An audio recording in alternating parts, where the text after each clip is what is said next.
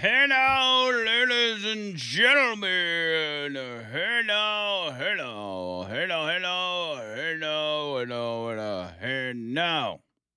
Welcome to hour number 2 of the Line Talk 99.5.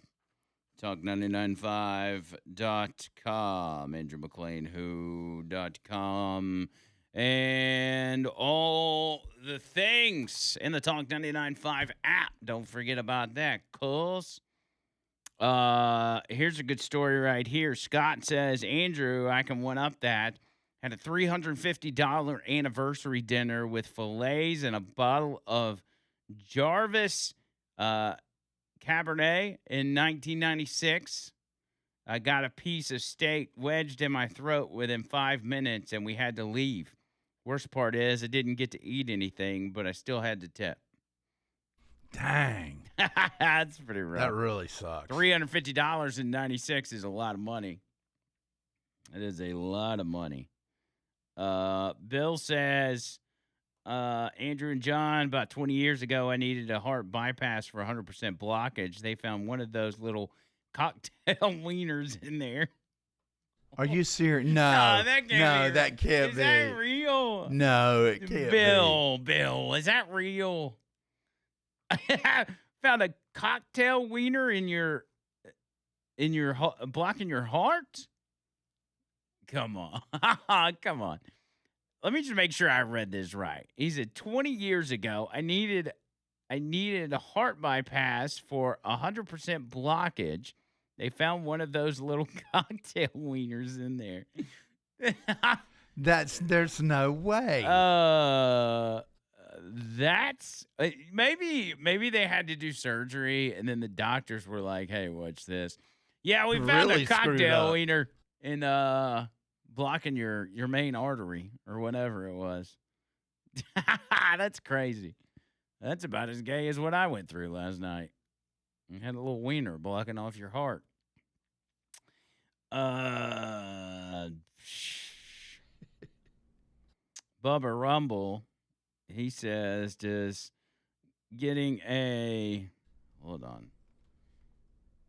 says, does getting a wiener stuck in your throat make you an ally of the LGBTQ, et cetera, community? No, I don't think so. I mean, we're talking a hot dog. Yeah. It was not my proudest moment. I'll say that. We're all human. Stuff happens, man. Yeah. I've never eaten another one, though. That's for sure. And now that I hear Bill's story, I'm never going to eat little Smokies either.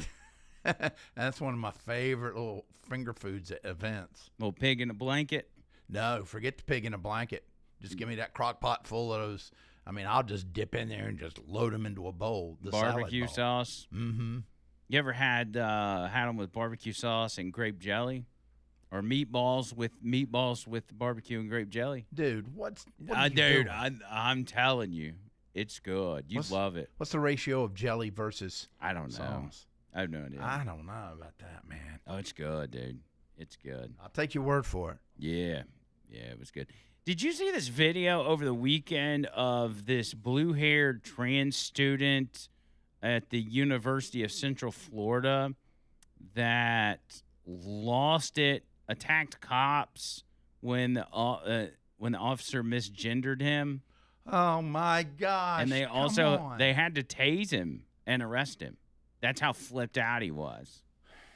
Because first off, he was causing trouble. Like, he was causing a scene. The cop was there to investigate something else. And so the transgender was pitching a fit about the cops even being there, even though they weren't there for anything related to the trans.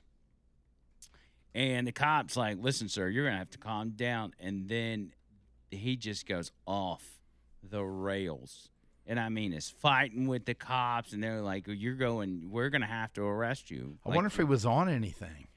He seemed like he was, I mean, the lines can get blurred between, you see I don't know a lot about autism, like extreme autism, but there's some forms where they someone can get really agitated and like just flip out, right? And it seemed like that. Of course, the line between liberals flipping out and then somebody with autism flipping out, the line is blurred, okay? Because they're both very similar. So it's hard to tell if this is just your typical leftist trans person or if this person also is all those things but also has extreme autism, because that's the vibes I got from it. But once you fight with police, it doesn't matter what you got. Yeah. Like, you're going to jail. Yeah, I mean, and excuse me, if you're kind of freaking out because someone's touching you or something like that, and you have autism, that's one thing. But obviously, he wasn't far enough up on the scale. Well, to not be indoctrinated. Yeah, this one was caused from a misgendering incident. Yeah. There was another one. Speaking of this person getting tased, there was another lady that I don't know where this was from. I just saw this video this morning, but a lady was getting handcuffed by the police, and she slips away from the cop and is like, "You're not arresting me," and blah blah blah, and is like trying to fight with the cop. Well, the cop then hits her with the taser. I've seen that. And the taser hits her so hard that her phone explodes in her pocket and catches on fire. And there's like smoke billowing out of her pocket because her phone basically exploded from getting tased. That's wild. Because she's on the ground at that point rolling around because she's getting a hole burned in her leg from where her phone exploded. Imagine getting tased so hard the phone in your pocket explodes. Dang, what did they have it That's set what on? happened to this one. Wonder what they had it set on. What, the taser? Yeah. Oh, I had to be cranked all the way up. Yeah, but I mean, shouldn't there be different levels for chicks and dudes? Nah, everybody gets the same treatment. What is a chick and a dude anyway? Right? Well, we know what. Mm. Dang. Everybody gets the same treatment. Tom's in Pell City. Pell City. What's up, Tom? Hey, man. Y'all know, it just dawned on me who Bubble Rumble sounds like. And he's famous. You remember Caddyshack? Oh, sure. The movie Caddyshack? Mm-hmm. How about him and Bill Murray? Oh, my gosh. Oh, my gosh. Him I'm going to and listen Bill Murray next time. I'm going to listen next time. Man. You say listen Bubba to Rumble it when he sounds like Bill Murray in that Yeah. movie? Yes. Huh. That's hilarious. And it's a compliment. It's not a ding. I think it's funny as crap. Yeah. And I was sitting there listening to, and it's the same. He's in there talking and he's cleaning the golf balls and everything. Oh my God! Yep. John Bird, you know exactly what I'm talking Yeah, I about. do. Probably. I can kind of see it now. I'm going to listen up next time. Anyway, enough of these transgender, man. I'm so tired of them. Blow them all up, dude. Days them all. Later. Yeah, tase them all. Yeah. Later. All right, man. We'll see you. Bill Murray, huh? That's interesting. Yeah.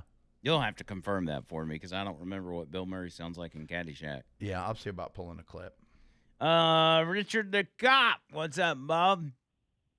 2012, back when Bluetooths were all the rage, I had one in my ear at the police department. We got in a fight with a little guy. We was arresting a bunch of people for being drunk out of the back of a car at Murphy Oil. And little guy jams his hand in where the back of the seat and the seat pad come together. He stuck his hand in there. You don't know what he's got, right? So my 330-pound butt dives through the window on him. I got him handcuffed. My young partner tased this guy, did what they call a drive stun, where you take the cartridge off and just stick it to him. And I had him one handcuff on him, and that metal conducted that electricity from the taser and burnt my Bluetooth out my ear. Oh, jeez. What, And like flew out of your ear? Dang. No, this short circuited the doggone thing. Oh. And to let you know, those things do not have a setting on them like a phaser on Star Trek. It's all or nothing 50,000 volts. I like they it. do have a chip inside them that tells what date and time you used it, and it does that every time you pull that trigger, and that's to use in court to show that you weren't physically abusing somebody with it. Right. But also, one more quick one. We tased a girl fighting us one night in the parking lot at Walmart, and one of the prongs went over her shoulder, missed, and the other one hit her in the hollow of her throat. Oh, jeez. She breaks the little fish line, takes off running. We pulled her out the woods when we finally caught her, and it was still in her throat. We had to call paramedics to get it out. Ah, yeah. Jeez Louise. That's got to Bad hurt. luck Shot for a guy. her. It was running with a taser, and it hit him in the back of the head, and he had an immediate seizure. Oof.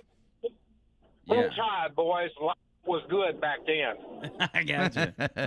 So life was good back then when we could tase them in the throat and in the back of the head. God, both of those would hurt.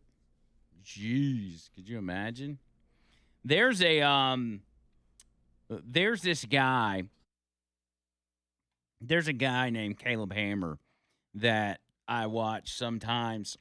He's a younger guy. He's probably in his early 30s, I guess. And he does a podcast called Financial Audit. I don't know if any of y'all watch this, but he brings on people that are in dire financial straits, right? It's kind of like a Dave Ramsey thing, but it's more of a intimate setting where he actually brings them in and talks to them. It could be one person, could be a couple.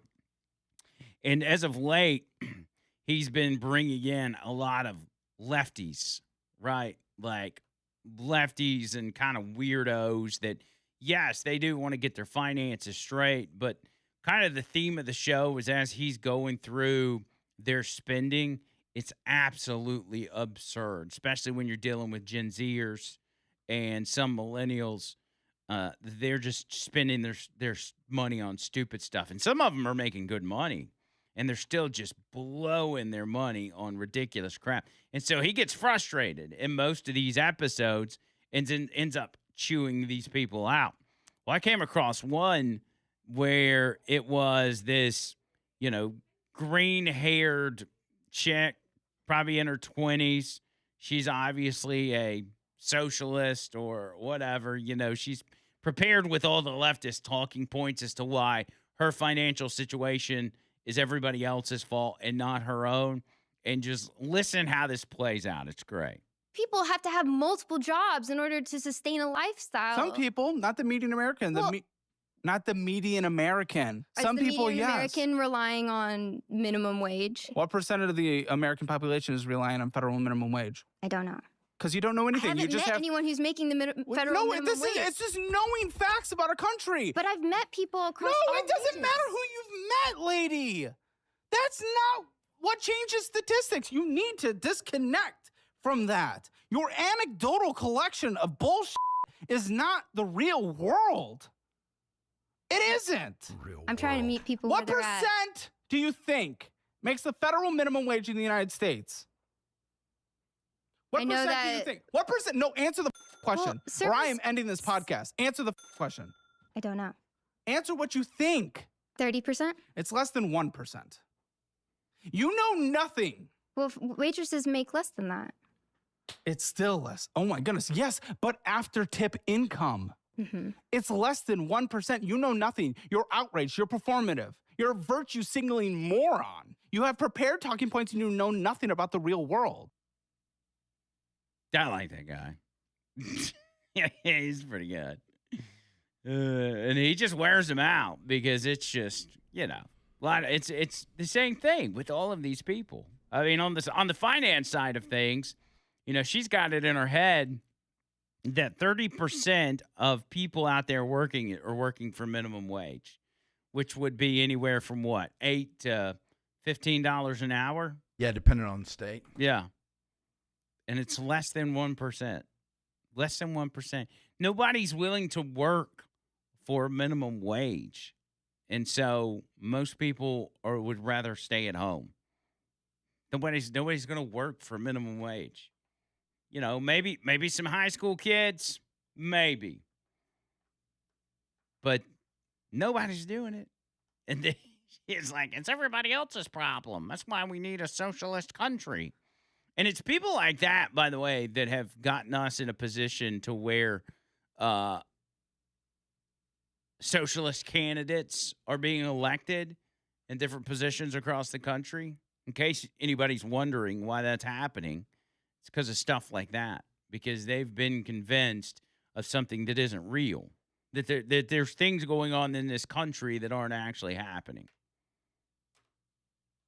And I think all those people should have to go on Caleb Hammer show. It should be the law. 205. That's an awesome last name. Yeah, Caleb Hammer. 205-545-9950. Let's keep it rolling when we get back on the other side. Hang tight.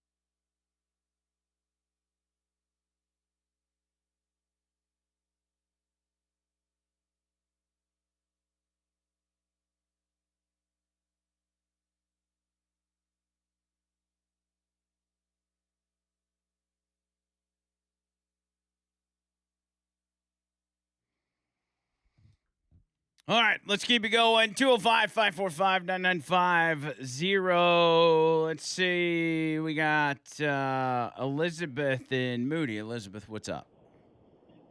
Hey, how are y'all doing? We're good.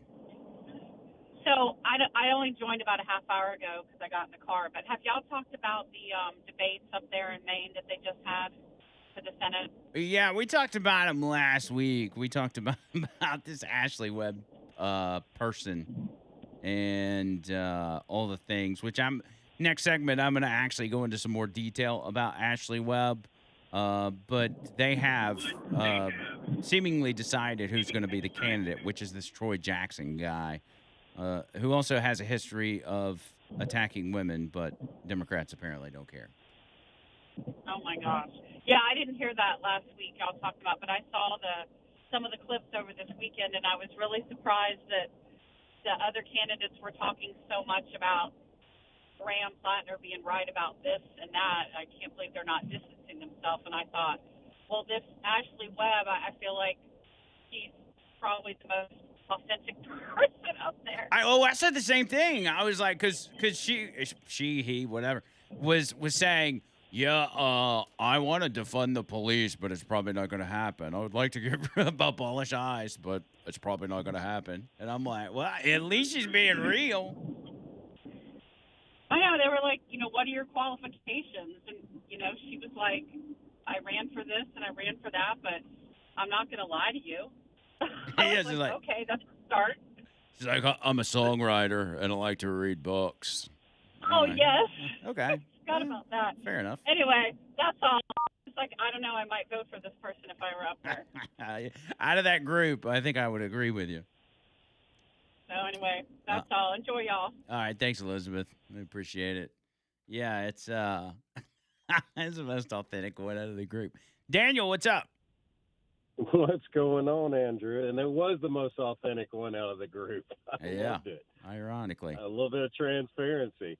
No, I love the transparency. That's what we got. Transparency. Awesome. Oh, it's creepy, but I mean, I don't know what's going on. There's something in the water up there in Maine. Whatever. Yeah. That Caleb Hammer bit was awesome, and unfortunately, I think to explain it, he missed a golden opportunity with that young idealistic idiot who thinks that we could all live in the perfect utopian society and drink the Kool-Aid and be happy and merry. Should have found out how much she makes and brings in a week, or whomever brings in that household, and say, awesome. Now we're going to take all of that away from you and only give you, $300 a week? And you have to change your entire lifestyle. Doesn't matter how hard you work or anything else. Take it all away from you. You can go live in a little single-wide trailer in the woods because we need to give it freely to these other people. That's socialism. Yep. That's it. So, and hell, he may have, because I mean, it's a longer episode, which I didn't see the whole episode, but yeah, that's definitely what he should have done. Just say, hey, you want socialism so bad, let's do it. Hey, that's right. Let's do it. Let's take it all away, moron. And yeah, waiters and waitresses actually make very good money because, again, young idealistic idiot doesn't understand that tips, that's where their money comes from. It's not the $2.50 an hour. They make hundreds of dollars in a night. Yeah, these people are absolutely clueless. Daniel, I appreciate it, buddy.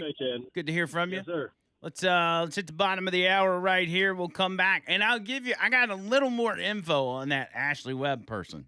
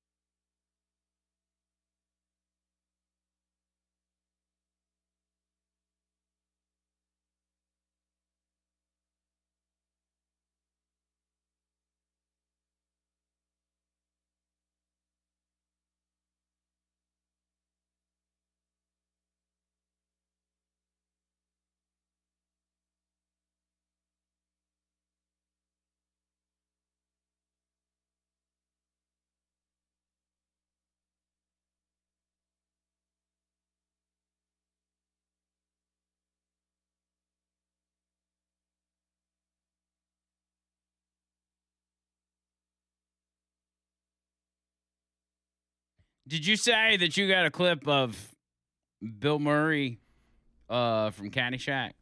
Yeah. Just to see if Tom from Bell City was accurate about that. Yeah, I've got it right here. Let's see and put it up. Okay, here it is. Okay. With him talking. So I tell him I'm a pro, Jack. And who do you think they give me? The Dalai Lama himself. The 12th son of the Lama. The flowing robes, the grace, bald. Striking. So I'm on a first tee with him. I give him the driver. He hauls off and whacks one. Big hitter, the Lama. Long. Into a 10,000-foot crevice right at the base of this glacier. Do you know what the Lama says? No. Gunga Galunga. Gunga Gunga La Gunga. I don't hear it. Well, Bill Murray's got a kind of a younger thing, but I don't know. How do we compare? I wish Bubba Rumble had called in. Of course, Dang you it. know he's called in. Bubba, what's up? Oh, Gunga Galunga, hey now. Hey see, now, hey that's now. pretty good. That is a great movie. It's very quotable. Yes. And, I'm going to lean into Tom's observation, Tom from Pass City, that is. And I've got a little quote, too, that I'm going to paraphrase a little bit. So here we go. I invented my own grass. Did you know that? Wow. This is a hybrid. This is a cross of bluegrass, Kentucky bluegrass, featherbed bent in Northern California, Centimiglia. The amazing stuff about this is that you can play 36 holes on it in the afternoon, take it home, and just get stoned to the bejesus belt. I can see it. I can hear it now. I can absolutely hear it. That's a great movie, and I know Andrew thinks old movies are dumb and he doesn't watch them, but please tell me you've seen Caddyshack. Maybe. Put your brain in cruise and have a blast. Yeah. That's right. I know I've seen clips of it. I'm assuming that I've watched it, I guess. There's just layers of things to that movie that, you can watch. I try to watch it at least once a year, so it's a good summertime flick, if you ask me. But a lot of the names in that movie are sexual euphemisms, of course, and Bill Murray's character was called Carl Spackler, if you know what I mean. Yeah. And Judge Smale's niece was Lacey Underall, and Rodney Dangerfield was Cervic Construction. Man, I got to go back and watch that. That all went over my head. It all clicks at some point. That was just a few years ago where that finally clicked with me because, it became undeniable, But if there was one movie I would recommend that Andrew needs to see, and I think he said he's never seen it, and that would be Idiocracy. That is our movie. That's for our people, dude. Oh, my gosh. Yes. Yeah, I know all about the premise of the movie. You've got to watch it. But it's perfect. I know all about the electrolytes and the, the whatever from the movie. Well, see, and there's layers of connectivity to that, too, because it's Mike Judge, and you guys are the Beavis and Butthead of radio, and I could go on and on of that. But just a few years back, Mike Judge, I saw an interview with him, and they were asking him about Idiocracy, and he was talking about how it was supposed to be a comedy, but as we get closer and closer to it becoming true, it's not as funny to him as it used to be because now it's becoming reality. Yeah. Yeah, it's definitely not as funny when it actually turns into real life. Another real life comparison I could make is the country lawyer is almost a dead ringer for Stephen Root's Judge character in that movie. Mm-hmm. Yo, When country he's up lawyer. there thinking and thinking of fine on this here case. Mm. We're gonna hopefully we'll have some country lawyer commercials soon. I think we need to, and I mean that business venture between him and Dr. Dingling is sure to be a winner because you can't stop that level of greatness no matter what. No, yeah, they're actually hoping that there are two other places. They're going to try and run out the businesses that are in there in the little strip mall, so they can just take the whole strip mall, knock out the walls, and they've got it ready to go. Mm. It'd probably be for the better because two personalities like that can't really share space with other people. It has to be their own And I'm not sure what the actual cross-mogenization of this business picture is going to be, but a lot of it could be the country lawyer defending Dr. Dingaling in sexual From his harassment many cases. lawsuits. That's right. That's his first case. That's it, man. That's it. It's a win-win situation. Well, all right. Shout out to Tom from Pell City. Oh, and also, I have been called other things, like over here on our local station. This one guy used to call me the stoner philosopher. It's not a bad Got to name. lean into it. Got to lean into it. All right. I'll let you guys get back to it, man. Hey, now. Hey, now. You know. There's Bubba Rumble. Let me talk about this Ashley Webb real quick, because I didn't get far enough details on her when we talked about her last week. And unfortunately, her run for Senate is over, and I'll explain that here in a second. But Maine Democrat Ashley Webb, which is a biological male, but pretends to be female, showed up at the debate last week wearing a dress and tennis shoes and looking like a butterbean in a dress, basically. I don't know how to describe her. But one, she's on Medicaid, apparently. And she was transparent about that. But maybe the biggest characteristic of Ashley Webb is the fact that she said she would not lie or deceive people. And I believe him or her when they them say that. In one Reddit post that he made, he said he ovulates and he has a monthly period. But because he has external male parts instead of the proper hole, the blood comes out of his anus.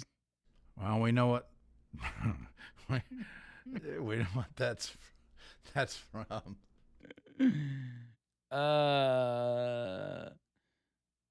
Yeah. Despite being an XY, he says he's pretty positive that he's an XX type. He also believes he has female internal organs, although CAT scans have turned up nothing on that front. Colonoscopies have also failed to validate a connection with a supposed hidden uterus. A hidden uterus up his ass? Are you kidding me? I guess. I mean, if his period's coming out the backside, then that's it. Was what he says. Which I would have that checked by a doctor. I'm sure he can find a trans doctor somewhere. I wouldn't just be bleeding out the backside and say to myself, "Yeah, it's just my period." Yeah. I'd have that looked at. But unfortunately, that's all you're going to get of Ashley Webb. Because Troy Jackson has essentially secured the Maine Senate Democrat nomination to replace accused rapist Graham Plattner. That apparently happening over the weekend. I think on Saturday, the majority of delegates had cast their votes for Troy Jackson. And let's see, 2/3 of the delegates have committed to voting for Jackson. And so while it's not official, he is pretty much got it. So it's going to be Troy Jackson against Susan Collins. The weird thing about Troy Jackson, though, is the fact that he has a noted history of abusing women, especially women that he works with. At one point, throwing a glass bottle at one woman in an attempt to knock her out, I guess, in a fit of rage. So I don't know that you really got anything a whole lot different there, Maine. But whatever. It's all about being a man. They want a manly person. And I will say this. I legitimately think the Democrat Party wants a manly man running for office in important positions. The problem is that manly man also has to be a socialist and a feminist and in touch with his feelings And Yeah, but a be feminist into, that throws a glass at a woman. and be into trans people and all this kind of other stuff while simultaneously being a man's man. And I'm not that good at math, but I don't think that math's math. And I don't think you can put all those together and get a manly man. There was an article put out by the Atlantic claiming the era of the Democrat manly man is back. I mean, they legit believe that they have cracked the code and figured out how to quit being a bunch of P words and now are back in their era of manly men. We'll talk more about that when we get back. 205-545-9950, Noto Roofing. Bringing you this part of the show at OTOroofing.com. NotoRoofing.com. Hit them up. Free roof inspection, free roof tune-up. What else could you want? Noto's got it for you. You just got to go grab it. You just got to call them, tell them I sent you, and you can get those things with no obligation, no strings attached. They're not going to expect anything out of you. They're just checking it out and seeing if you got any problems. Simple as that. 205-848-2299. It's 205-848-2299. Online, notoroofing.com.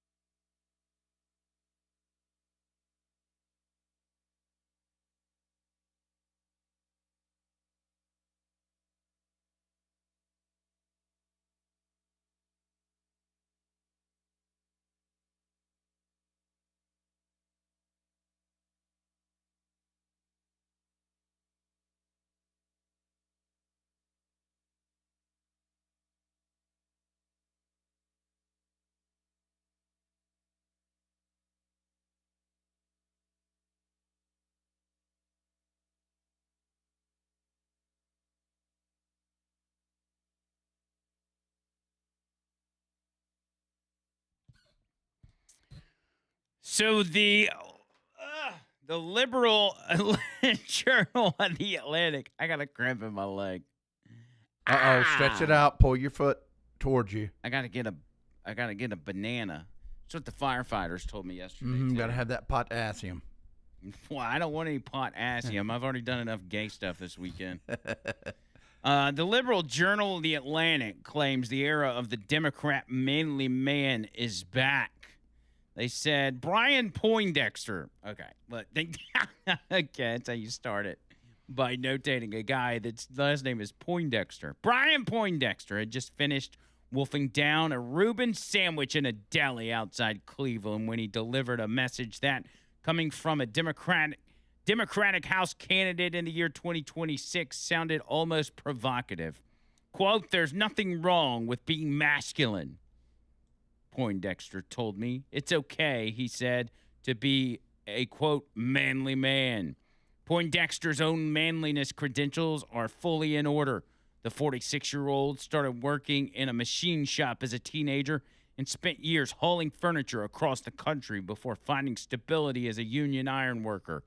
He drives a Ram Bighorn pickup truck and built, with his buddy turned campaign manager, a shed in his backyard.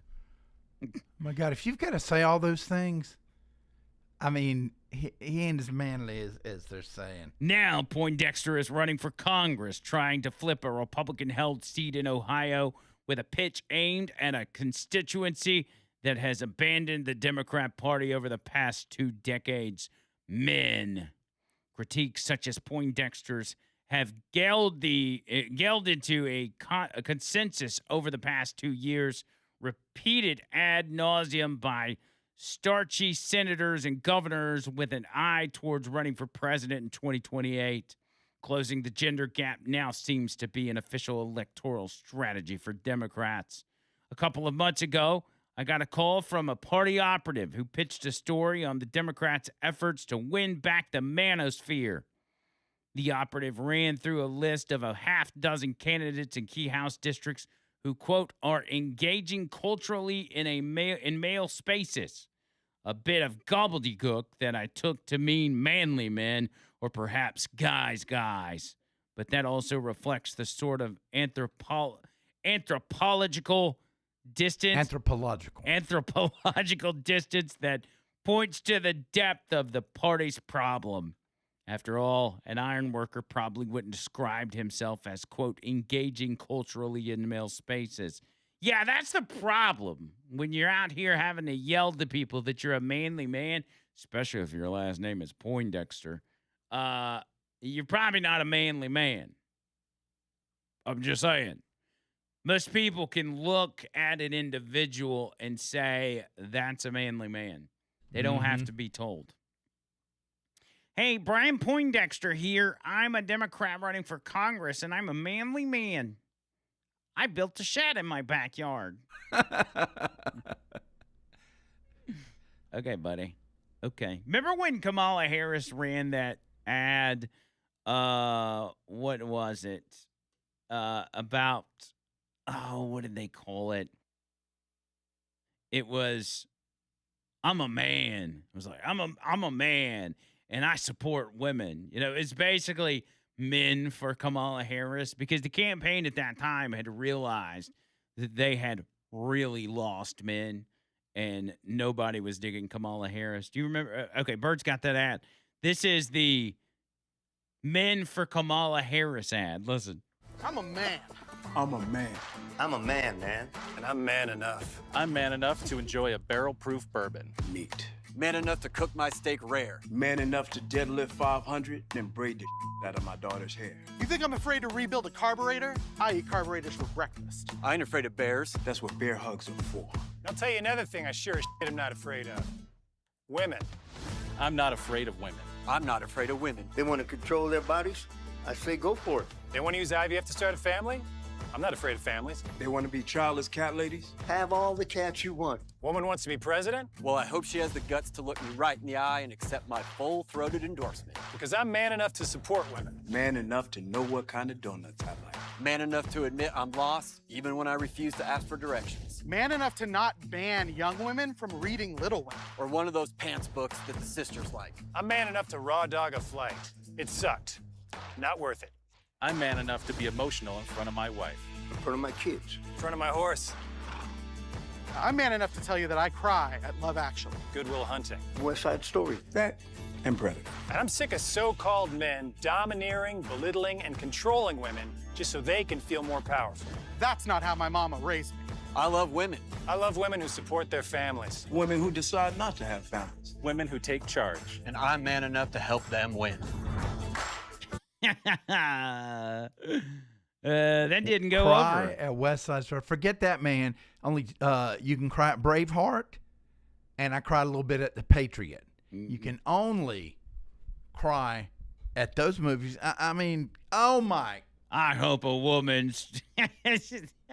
I hope a woman is strong enough to look me in my eye and accept my full-throated apology.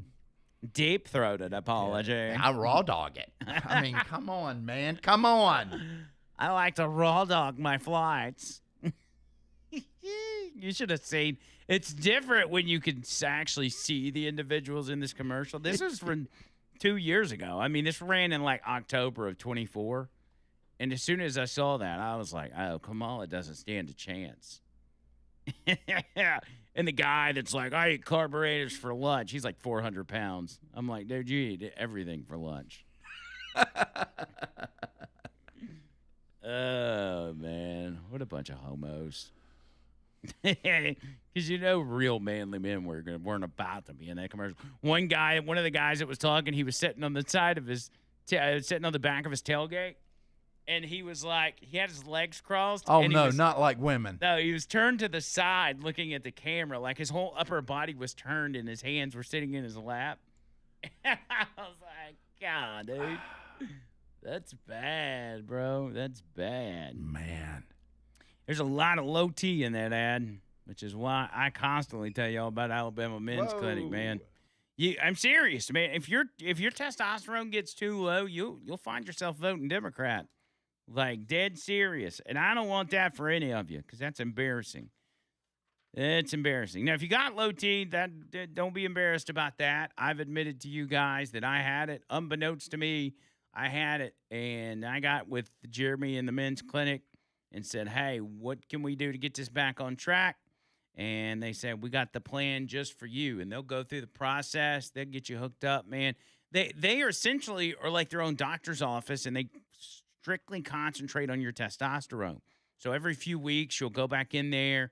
They'll test you out. If your testosterone's not moving at the rate that you would like it, they'll bump you up. Maybe they'll go with a different treatment, but it's going to make all the difference in your life. If y'all have not tried it, at least set an appointment and go get tested, see where you're at, and then after that, make your decisions. But I can tell in the short amount of time that I've been doing it, it's already making a difference. So 205-598-7000 is the number. Or set your appointment online, alabamamensclinic.com.